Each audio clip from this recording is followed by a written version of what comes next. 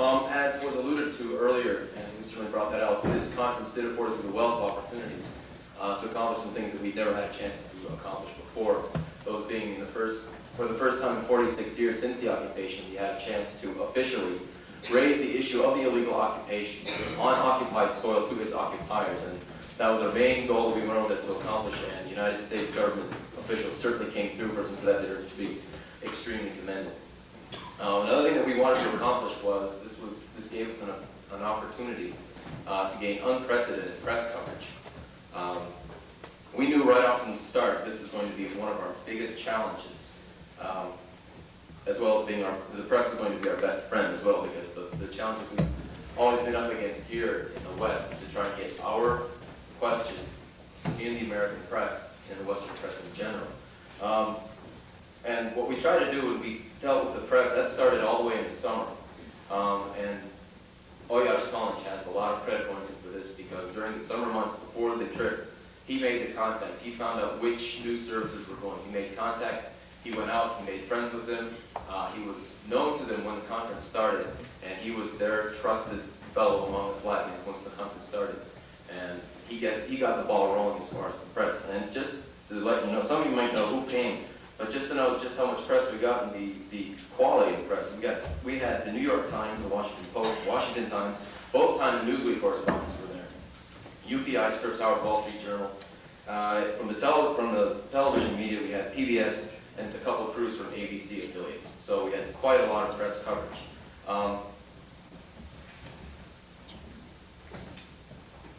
The interesting thing about the press, I think the main reason why we got so much press is that once they found out that there were Latvians going, they realized that we were going to be a new angle for their stories.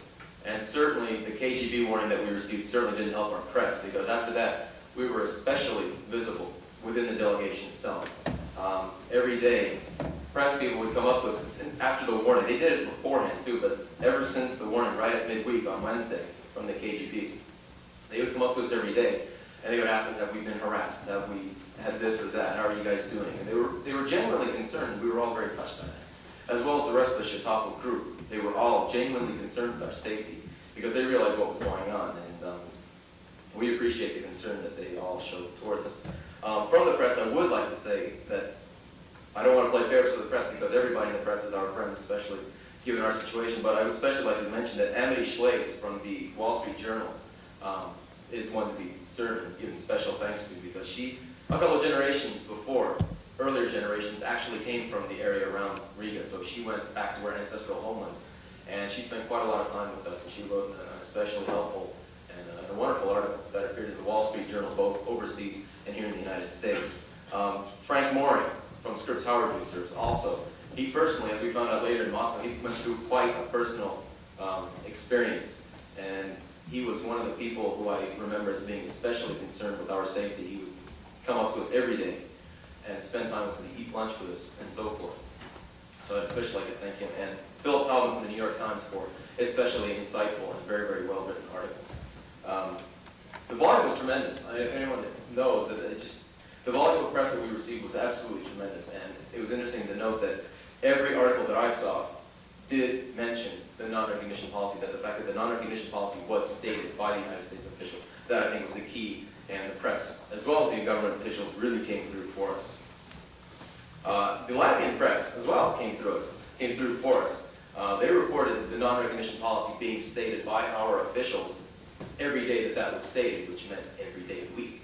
So we got into the Latvian press with our question every day. Of course, they had their own little answer figured out for that, and their own little explanation. But nevertheless, people who weren't at the conference and weren't able to see us read that, oh my gosh, they actually said this. So, and that was a surprise to them, because one of the criticisms that we received before we left on this conference was the fact that how are the local Latvians going to feel now that we go over there with our non-recognition policy, out of which the United States has never sent any high-level officials to the Baltic region since the occupation. Well, now all of a sudden we're sending high-level officials at Soviet request. Well, and the question was whether we're going to hurt our credibility as far as the United States non-recognition policy is concerned. Well, as it turned out, we got there, and they didn't even realize that the United States had a non-recognition policy. So it wasn't the fact that we were going to be the worse off in the eyes of the local Latvians, but we were put up just that much more, at least the United States government officials. They thought it was terrific that we do have that sort of thing. So that really turned out really well for us. On the subject of harassment, a few things need to be noted, I think. From the start, we knew that we would be harassed, or we expected, well, we did. We went over there not expecting anything, but we were prepared for everything, as a more apt way to put it, I think. Right from the start, we were very popular. As a matter of fact, the Chautauqua people themselves came up to us after 1 or 2 days and said, you know you're being followed? You know you're being watched? I said, yes, we realized that. Things like our rooms were searched every day. Our luggage was rummaged through every day. We know because every morning we would set our locks in our luggage so that if it was touched, then we would realize that it had been searched. And sure enough, every day that happened as we returned from the conference. If there's any doubt in anyone's mind that if our rooms were actually entered by authorities, this one example I think is a very good one. One of the people in our group, Neil Svanfelds, was in his room and he woke up a little late one morning. Well, we went down and said, well, hurry up, we're going to miss the bus. And he said, well, you guys go on ahead, I'll catch a cab. We said, okay, fine. So the rest of us left. He stayed in his room by himself just to finish up his evening, woken up late. And he was really quiet, being by himself. And no sooner had we left when a couple of people with a key opened up the door, came in, dark suits, and said, oh, we must have the wrong room as soon as they saw me. It must have been the wrong room if they had the right key. But this sort of thing is just an intimidation tactic, and the way we were followed was not very subtle either. And I don't know whether that was just, they're not very good at what they do, or they're supposed to be extremely well at trying to intimidate us, because as we noticed after the first day, as we were walking down the street, that we were being followed, which is not very hard to realize, because you see the same person on every street corner that you saw outside the door itself. It would get really ridiculous at times. What we would do is we would walk in like threes down the street, and once we could identify within 2 blocks the very person who was following us. And what we would do is, when we were followed, we would make sure that the person following us was on the very same stretch of sidewalk, on the same block as we were. We'd be walking, and we'd say, 1, 2, 3, turn around. We'd all turn around, and we would go walk right towards this person.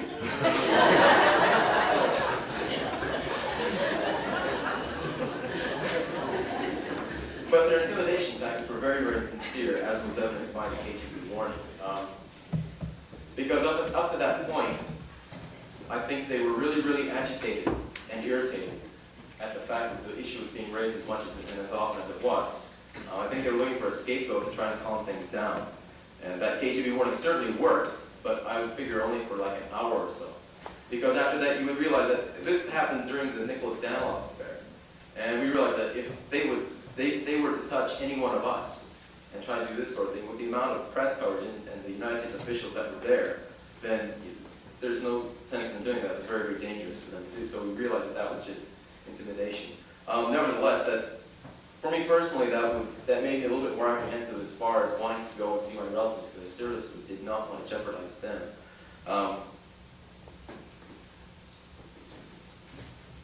And the negative side of the harassment was that, unfortunately, one of the Latvians in the group, his relatives were taken into the KGB for questioning. One morning, his uncle was riding a bus on his way to work, and the bus was stopped. Agents boarded the bus, took his uncle off, and took him to headquarters for questioning. This was all during the week that we were still there, with all the press and all the government officials. Either the same day or the next day after that, this person was walking with his cousin through Riga, and at the end of their walk, he had to go back to the hotel, she had to go back to her house. Well, 10 minutes after they had parted at the hotel, a car pulled up to her while she was walking down the sidewalk, and she was taken for 2 hours of questioning as well. This certainly, we protested. We told the head of the American delegation, and they issued formal protests. John Wallach and Mark Palmer both issued formal protests to the Soviet authorities. They said, no, look, if you're going to do this sort of thing in the name of cultural exchange, and you're giving cultural exchange an entirely new definition, we want it to stop now. And it worked. We're very grateful for the support that we've got in that respect from the United States officials. What I can surmise from that is they made a terrible mistake by doing that. That just brought more press coverage. And for the people who heard about that in the Chautauqua group, the rest of the Americans, that just put the Soviets on just that much of a lower level, just made them that much worse off, and ruining the whole idea of why the conference took place, was to try and improve relations. Well, by acting in that sort of a fashion that immediately put a wall up as far as the rest. And that was very, very, you could feel that. Because the Slavs were very optimistic going into the conference. And as these things and the harassments happened during the course of the week, they were very upset. They were very angry. And we received just loads of support from them. I appreciate thank each and every one of them. And another thing, John Wall is to be especially commended because, and the rest of the officials, because all that was agreed upon before the conference started was that the United States officials were to raise the issue. They had to publicly, in one of their speeches, at least one of their speeches, state the non-recognition policy for the Baltic states. They did that, but they didn't stop there, though they could have. They could have just said at one time and satisfied all our wants and all our demands that we placed upon them as the conference started. But they didn't. They continually brought this up. They continually made a distinction between Latvia and the Soviet Union, between Latvians and Russians. And for that was more than we expected, and we were darn happy that they kept doing that. Some of the things, this is my favorite part, because this is what I personally enjoy.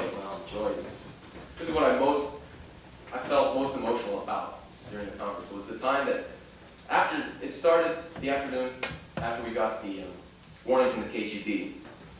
And in the afternoon session, I didn't go back into the conference to listen to the afternoon session. What had happened was during the course of the lunch hour, which we didn't go to a restaurant, we just spent right there that particular day.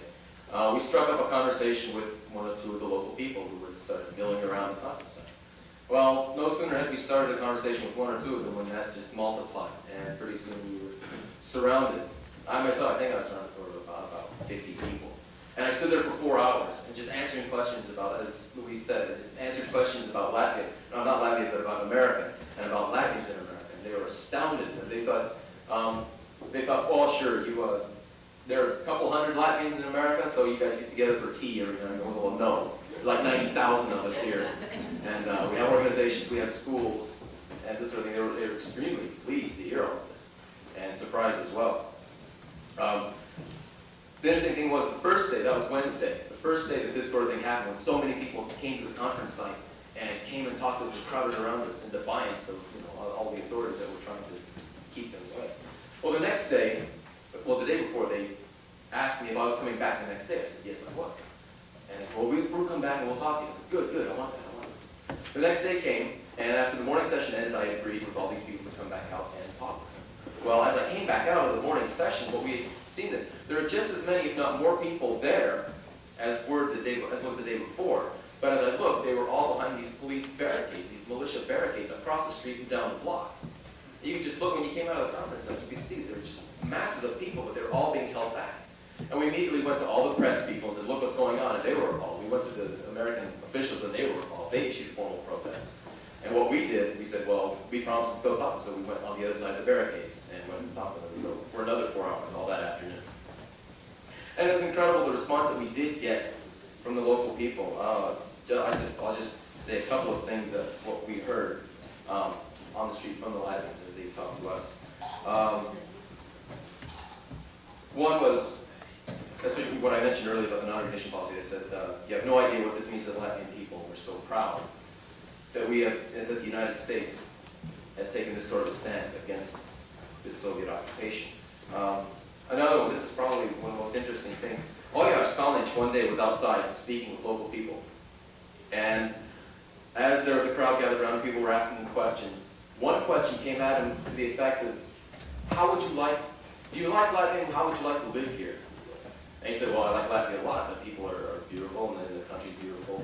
And the only way I live here is if they had a government system more like what's in the United States, rather than what you have here now.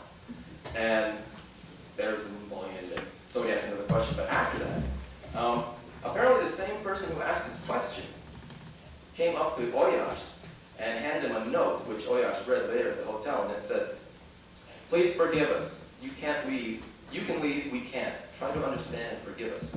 Signed in the name of many local Latvians. P.S. You can do much more than we can. And these sort of things happen again and again and again, all week long. And it was an unbelievable experience. And another thing that deserves to be mentioned was the Potemkin Village, what I would call the Potemkin Village Syndrome. Now, it's named after, if anyone knows what that is, it's when Catherine the Great was Tsarina, and they had this foreign minister named Potemkin. He set up these false villages so that when Catherine the Great rode through the village, she would see just how wonderful the peasants were living. Well, this is sort of the same thing happened in Riga and Jurmala. What we found out, some of these things are good, by the way. One of the things that wasn't so good was that we were talking with a couple of elderly ladies in Jurmala, and we were just talking about them, and they were asking how we like this and just fine. And then she pointed to one of the signs, one of the street signs, or some advertising sign. And it was just Latvian. And she pointed to it, she said, that sign last week didn't have any Latvian on it, it was just Russian. And next week, as a matter of fact, it'll be torn down and the Russian will be put back up. Another point was, what we found out from the people in Jurmala were that the local Russians, the Russian people that live in the Jurmala area, many of them had been given vacations for that week, so that they would not be around to present to the Americans more of a Russian presence than there actually was. So that was a ploy to try and get to erase or minimize how much Russification that you felt in the area, at least for the Americans. And it was a good thing that we were along, because that's one of the gems of why there were Latvians along on this trip, because we could get this sort of information from the people and tell it in turn to the press, which, they fed upon this sort of thing. If you read any of the articles, and it's reflected in these articles, that this sort of thing is going on. One thing happened was we received word right before the conference, right before we left for the conference, we received word that the wives of two prominent Latvian dissidents were suddenly given permission. When they had asked for permission before, they were denied, but all of a sudden, out of the blue, they were given permission to go and see their husbands, which is good. But it just happened that they left the day before the conference started, and they were supposed to come back only after the conference was finished. Because we did have an idea to try and meet with these people and see what their needs are and how their husbands are doing. But it's a good thing when they got to go see their husbands. But this sort of ploy happened. Another thing that I found out recently, I hadn't seen this before, but a family was able to emigrate from Latvia. This Stewart's family, they were able to emigrate right before the conference started. Whether that had anything to do with it or not, I don't know, but it's good nevertheless, because they were seeking to emigrate and they received permission. They were actually, as I recall, in the Latvian press, it was mentioned that they were told to emigrate. I don't know, that's what I read. Another thing that was good, my aunt confirmed this as I spoke with her. She said that food and meat arrived 2 days before we got there. And she said it's guaranteed that will be gone the week, a day or two after we do. But that was good. For 1 week they ate. That's a good thing. Another good thing was that we noticed, I was in Riga the year before, 1 year ago, before this conference.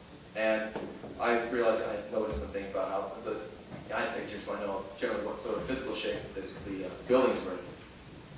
One thing I noticed now, and the people that I spoke with on the street confirmed this, is the whole city was painted over together. A whole new facelift, the streets were clean. Oh, that's good. That's good that they went out of the way to do this.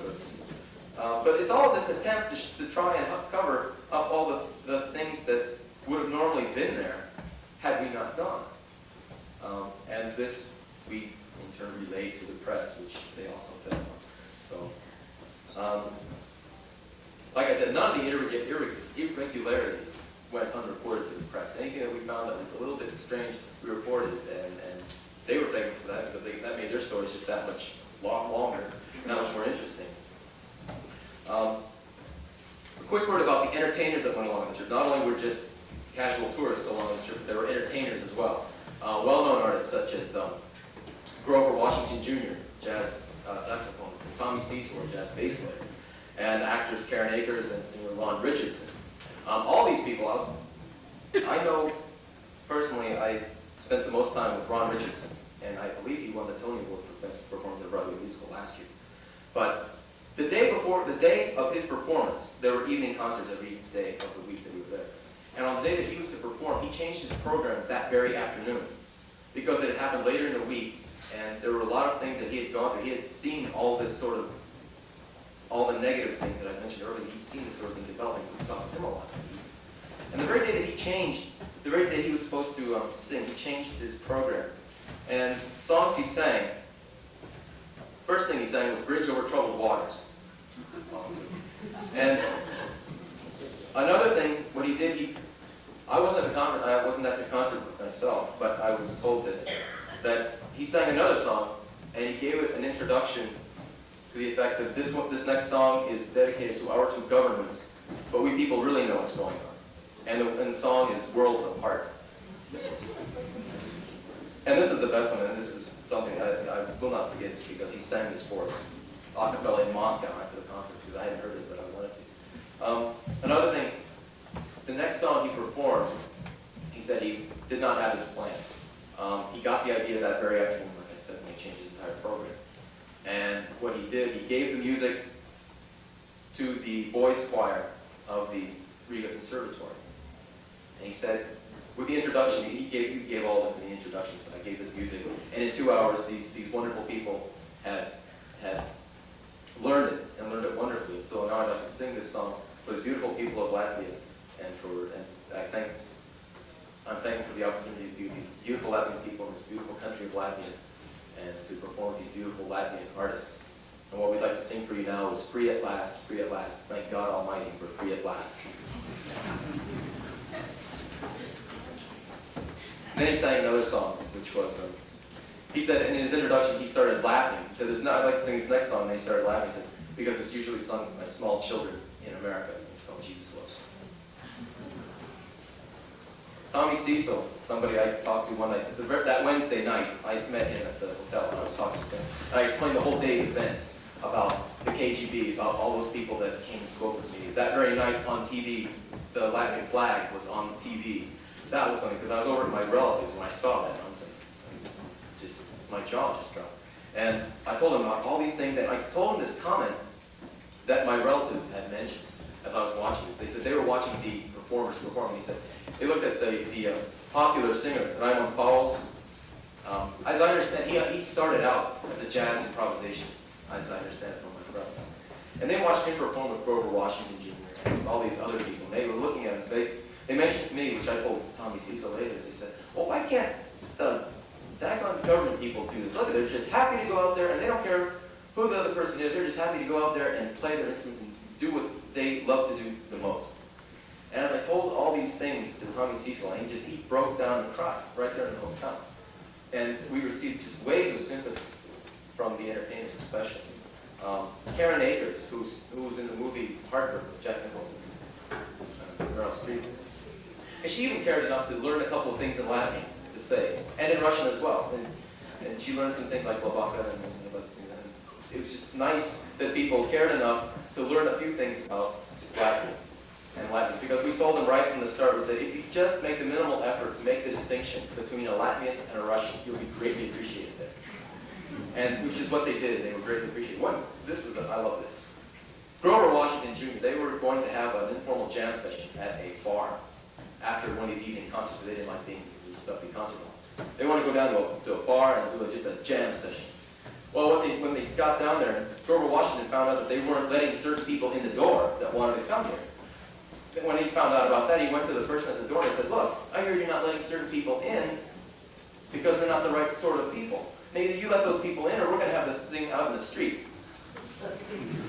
So we just got all kinds of support. Anything else? Just some conclusions, and then I'll open it up for questions for both of us. I think we accomplished anything that we intended, and even more. Most importantly, we did bring our message of support to the Latvian people, and it was greatly appreciated. We were very warmly received. As I was standing there, I was asked many times, how many of you are there here? How many Latvians are in the group? I said 7. I said, where are the rest of you? So they're waiting. As Louise said, go. They're waiting. We did get lots of press, as I mentioned. And the U.S. took the non-recognition policy from a passive mode and turned it into an active mode.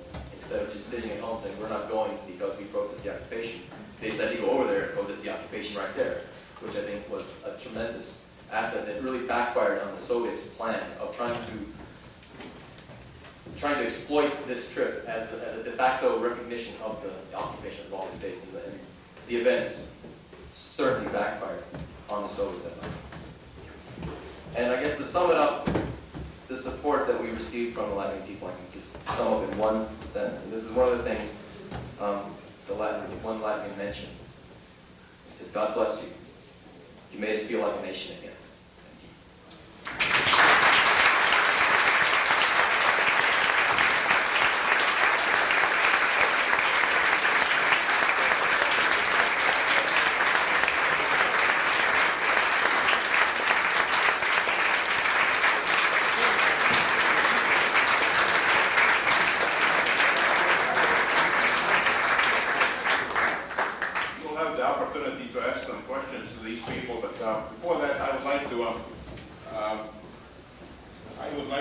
Bestow to these two people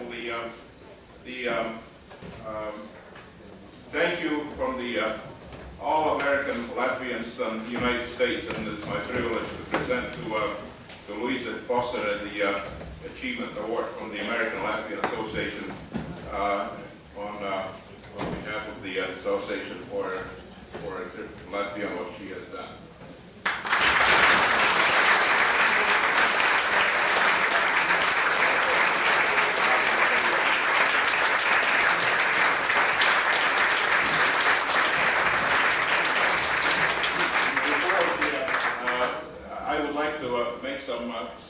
Some notes before we open the questions, and I'd like to note some more knowledge, some more people that are here tonight.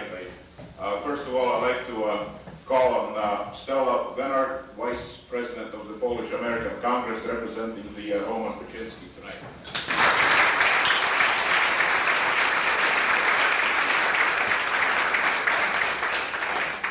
And I mentioned before, we have some nationality heads here tonight that and I hope I'm not leaving some of them out. I'd like to call at least 2-3 names. If I'm missing some, please forgive me. We have from the American-Ukrainian Congress Committee, the president tonight, Dr. Miroslav Sharp.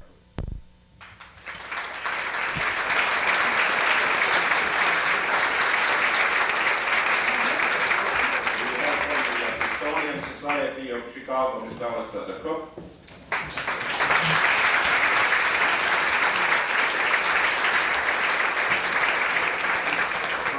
From the Belarus Society, Ms. Vera Romuk.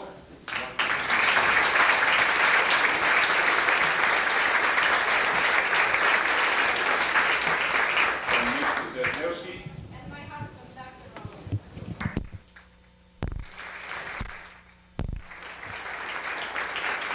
We have from the Hungarian Society, Laszlo Moriarty.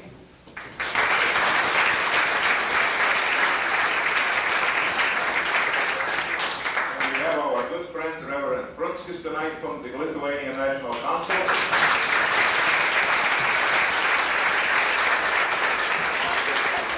Is there anybody from the Lithuanian community, world community tonight? They're not here tonight, so they have a conference outside.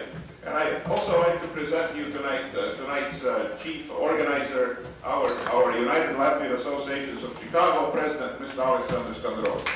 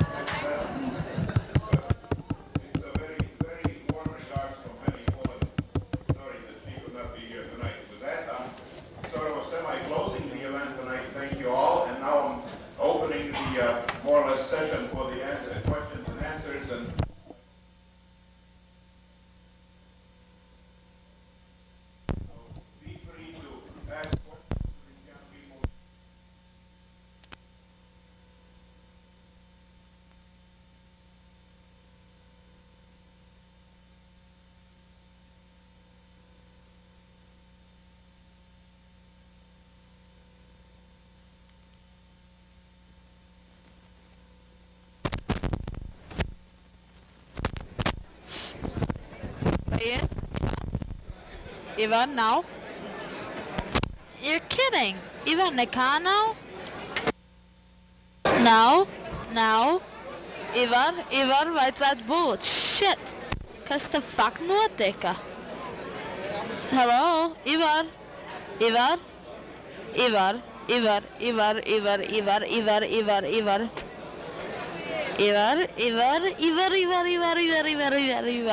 Rība. Nav? Nē, tas nav vairāk. Šis ir tagad, nav?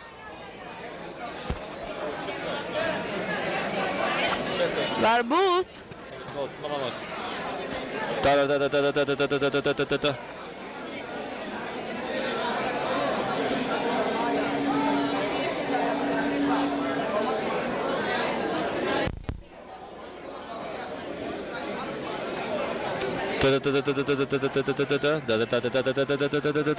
Tā. Turpin runāt. I don't believe it. What? This sucker's dead. Viss, ko es patreiz. Ivar. God damn it, I don't believe this. Blah. Tas viss ir tur iekšā.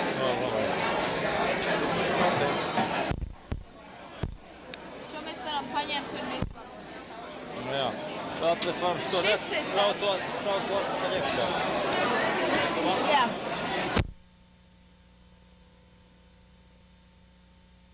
To televīziju vai nāk cauri. Jā. Tā. Jā. Okay.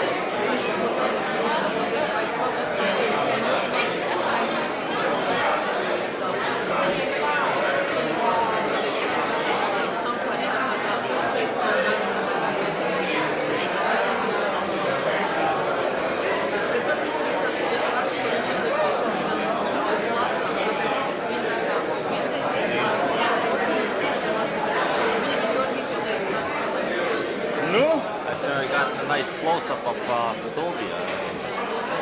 Sylvia. That was Sylvia.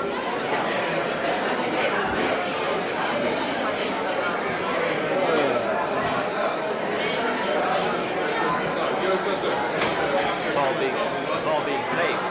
So you're still taping? Yeah, it's still just running. Oh, wow. It's a good thing I changed it.